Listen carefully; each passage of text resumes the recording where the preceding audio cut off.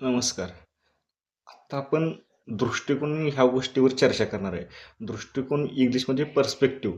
दृष्टिकोन हा शब्द मराठीत थोडासा किचकट असा वाटत असलो तरी त्याचा अर्थ खूप सोपा आणि सरळ आहे, की एखाद्या गोष्टीकडे, प्रसंगाकडे किंवा एखाद्या व्यक्तीकडे आपण बघताना विचार करण्याची जी पद्धत आहे, त्याला आपण दृष्टिकोन म्हणते. मानसशास्त्राच्या भाषेत का नाही, ती गोष्ट माणसाचा, त्या व्यक्तीचा अनुभव, त्या व्यक्तीकडे असणाऱ्या भावना, विचार आणि मूल्यांच्या आधारावर जगाकडे जे पाहण्याची जी वृत्ती आहे, त्याला दृष्टिकोन असं म्हणतात. दृष्टिकोन हे 3 प्रकारचे असतात. एक पॉझिटिव्ह, एक निगेटिव्ह आणि तिसरा न्यूट्रल म्हणजे तटस्थ. आणि त्यावर परिणाम करणारे घटक म्हणजे दृष्टिकोन असाच पटकन कुठल्याही दृष्टिकोन येऊ शकत नाही लोकांकडे. त्यामुळे ते त्या व्यक्तीचं संगोपन कसं झालंय, त्याचं लहानपणातला अनुभव काय-काय आहे ती, त्या गोष्टीवर त्याचा दृष्टिकोन अवलंबून आहे.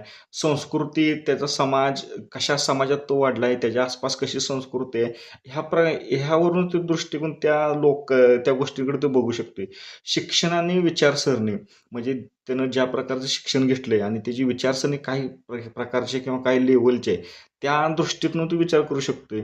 आणि भावना आणि परिस्थिती म्हणजे प्रत्येकाच्या भावना वेगवेगळ्या असतात आणि त्याच्या भावना काय आहेत आणि त्याच्या आसपास असणारे किंवा त्याची मानसिक असणारी परिस्थिती काय प्रकारची आहे, ह्याच्यावरून ते दृष्टिकोनवर त्याच्यात परिणाम करते. माणसाचा दृष्टिकोन ह्याच्यावर अवलंबून आहे.